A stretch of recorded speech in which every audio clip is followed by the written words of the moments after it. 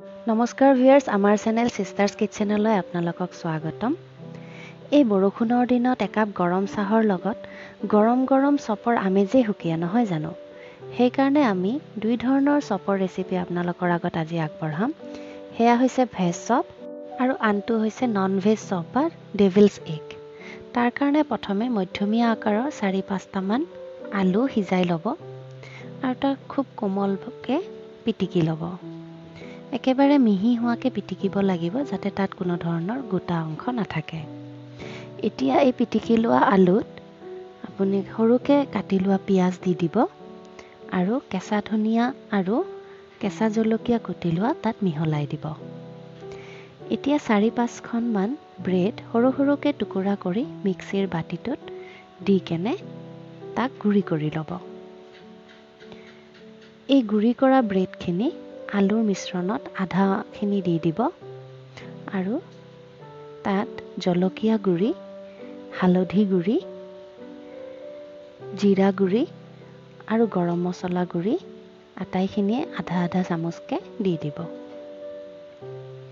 আৰু তাক ভালকৈ সানি ল'ব। এই মিশ্ৰণটোত প্ৰয়োজন অনুযায়ী নিমখ দিব আৰু ভালকৈ সানি ল'ব আৰু তাক ৰেডি কৰি ৰাখিব। এতিয়া ৰৈ যোৱা ব্ৰেডৰ গুড়িখিনি এখন প্লেটত উলিয়াই ল'ব।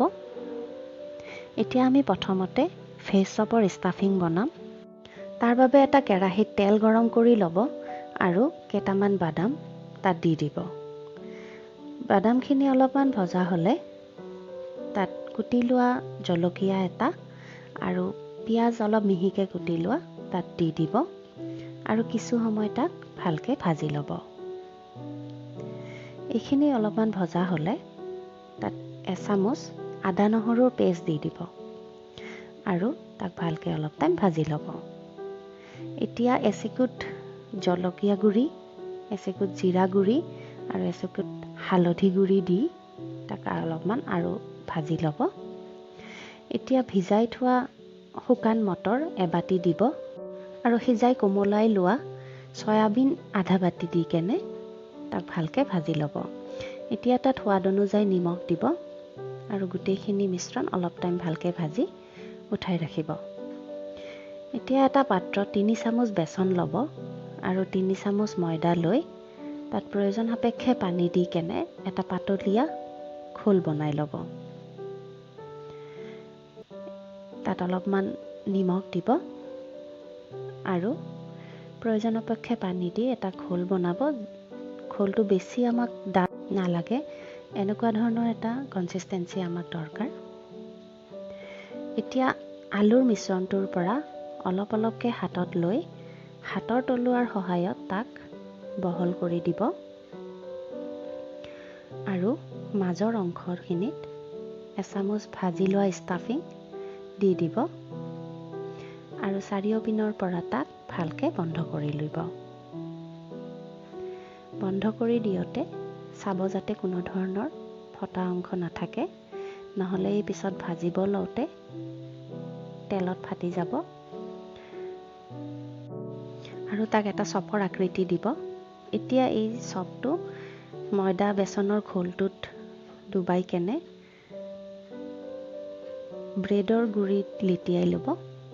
ভালকৈ চাৰিওপিনৰ পৰা ব্ৰেডৰ গুড়ি লগাই দিব আৰু অতিৰিক্ত ব্ৰেডৰ গুড়িখিনি এনেকৈ হাতৰ সহায়ত গুচাই দিব।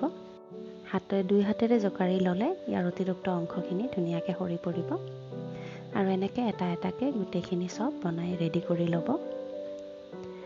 এতিয়া এটা কেৰাহীত তেল গৰম কৰি ল'ব আৰু চপকেইটা ডুব যোৱাকৈ ভালকৈ মধ্যমীয়া জুইত ভাজি ল'ব।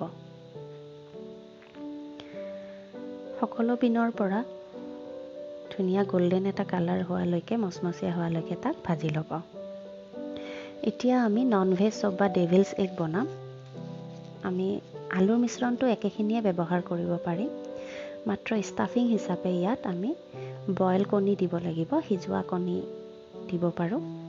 ভেজ চপ বনোৱাৰ দৰে অলপ অলপকৈ আলুৰ মিশ্ৰণ হাতত তলুৱাত লৈ তাক বহল কৰি কেনে ষ্টাফিং হিচাপে সিজোৱা কণীটো দিব আৰু চাৰিওপিনৰ পৰা তাক আলুৰ মিশ্ৰণেৰে কণীটো ঢাকি দিব, যাতে কোনোফালে কণীটো ওলাই নাথাকে তেনেকৈ দিব। আৰু চাব যাতে আলুৰ গোটা অংশ নাথাকে, তেনেকৈ চব পিনৰ পৰা তাক ঢাকি ধৰিব। আৰু এতিয়া একেধৰণে বেচন ময়দাৰ খোলটোত ডুবাই প্ৰথমে তাৰপিছত ব্ৰেডৰ গুড়িত লেটিয়াই ল'ব। সকলো পিনৰ পৰা ব্ৰেডৰ গুড়ি ভালকৈ লগাই দিব আৰু এনেকৈ এটা এটাকৈ গোটেইখিনি চব ৰেডি কৰি ল'ব আৰু গৰম তেলত তাক ভালকৈ ভাজি ল'ব। হৈ গ'ল আপোনাৰ ভেজ চপ ৰেডি আৰু নন ভেজ চপ বা ডেভিলছ এগ ৰেডি। আপুনি তাক যিকোনো ধৰণৰ চাটনি বা কেটচআপৰ লগত ছাৰ্ভ কৰিব পাৰে।